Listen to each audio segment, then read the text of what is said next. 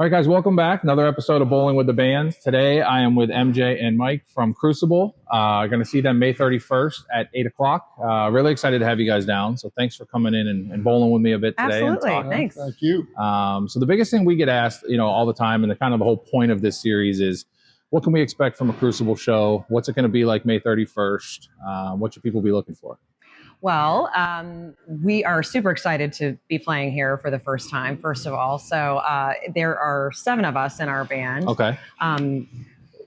We bring kind of a unique sound in that we play, we're obviously a cover band, so we play a lot of songs that people have heard before. Okay. But we have our own little take on everything. Nice. And because there are 7 of us, we've got some really unique instrumentation as well.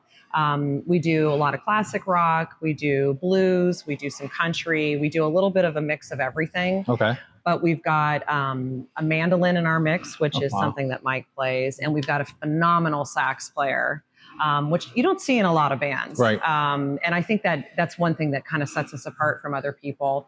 We do a nice mix of songs that are up-tempo. We do some slow songs. We've got a little bit of everything, and we like to bring a lot of energy wherever we go. That's awesome. That's something that definitely always plays well here. We have a sand dance floor, and we were laughing because as we got the beach ready for this year, you could still see footprints from last year. So, we'll get that all cleaned up and ready for another summer of tearing it up. But Nice. I like you guys were telling me earlier about just the collaboration and the kind of creative process of who brings what to the band. How difficult is that process of kind of picking what you're going to play and what goes in the lineup and what doesn't? Depends on what week it is. There are times where somebody will walk in and say, let's do X, and everybody says, that's fantastic. And then there's other times that, there's a 7 or 8 hour debate on it. But as we were saying, the cool thing is because we have different musical tastes with some overlap. Yeah. They're playing, the band is playing songs that there isn't a single song every person in the band knew before we brought it to the band. Right. That's cool. And that's pretty cool. Yeah, that's awesome. I'm sure that, just expands, again, from a fan perspective too. I'm sure you're seeing a show that really isn't like your typical set of, Right. songs you hear every day in a bar. Right. So, yeah. And they're definitely, it's not like, we're not, a tribute band per se, where Right. you're going to hear all of one particular type of song or particular group.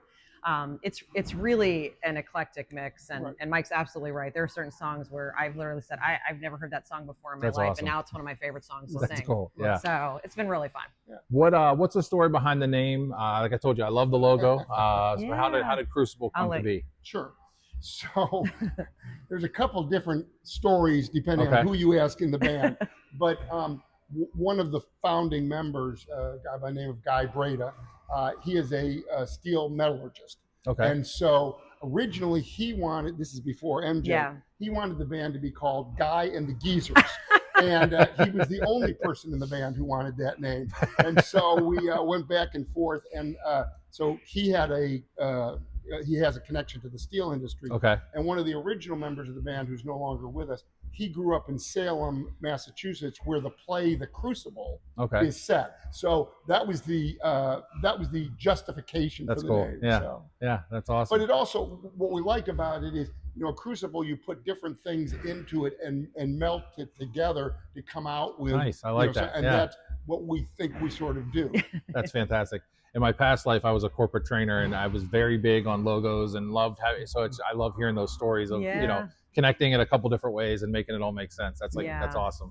Well, MJ was a marketing major and worked in marketing, and she is really the inspiration behind the principle, the current logo. Yeah, much better. Yeah, we tried to get our other. It was very nice. And again, it's not like we're the Rolling Stones and we've got marketing people behind us, but we rely on a lot of people kind of helping us out, volunteering their time, and we had someone who had done our original logo, which was awesome. But then we wanted something a little more modern, a little more updated. And my brother-in-law happens to be a toy designer and helped us finalize this one. So that's awesome. everybody's really happy with it. It's Plus, exciting. Pittsburghers love Pittsburgh-looking things. So it's that was one of our aims. We were like, got to get the black and gold in there somewhere. And I don't know how well you can tell, but the white is the skyline of Pittsburgh. I saw that. Yeah. That's So, awesome. Yeah. Yeah. No, there's one thing in Pittsburgh. If you have anything tied Pittsburgh, Exactly. it's going to be good. So, Exactly. yeah. We're trying. We're that's it. learning. So yeah, like I said, very excited to have you guys May 31st. Yeah. We're very much looking forward to. You're going to be one of our first acts for the summer, so we're Yeah. excited to get it going. Where else can people see you this summer? What else you guys have going on? So we have, we'll be playing at the Cranberry Market Square night. Okay. I think that's July 11th. It's on Friday nights. And then we're going to be at McCandless Crossing in August. I believe that's on the 4th. We will be at Dough Daddy Brewery. I want to say the 11th. The 11th. And then Joey's The Edge, which is an export. Okay. That one I think is the week. Yeah, that one's at the 18th. Okay. I believe. Yeah, and then we've got another one we're kind of hoping for, but we don't know yet. So Fingers crossed. There you on go. that one. Yeah. So I've been asking everybody this too. I was raised that my mom had a convertible growing up, and we always had roof down, music up. On a day where it's perfect weather, windows are down, what's your go-to song in the car? What are you blasting? Oh my goodness. Should I say what mine really is? No judgment. Oh, you haven't heard it yet. No. Well, it's okay. So it's probably a song that there's a couple of them, but the first one that popped into my mind is one that I keep teasing these guys.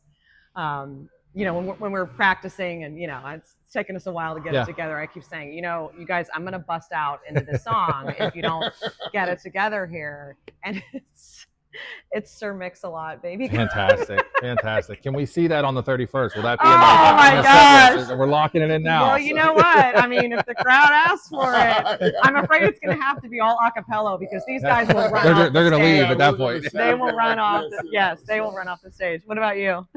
That's a tough question, but what comes to mind is Thunder Road by Bruce Springsteen. Yeah. I think that's one of the great songs of all time. Yeah. So. Yeah. Mine has stopped being cool. Now it's like Baby Shark and whatever my kids want to put on. So my Apple playlists are just destroyed now. So it's it is. I think a funny one is because when you said that, the other image I had was my son and I one time did this. We were in the car. If you remember Bohemian Rhapsody from Wayne's World movie, that. Oh my gosh, yeah, we got a lot of looks in traffic.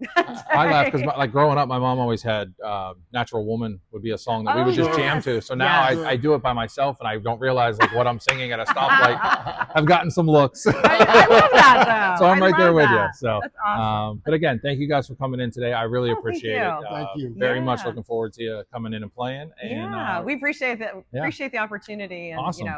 Hope people come and give us a try. Come out, have a good time. May 31st, 8 o'clock. Come check out Crucible, and we'll see you next time. Thank you. Thanks.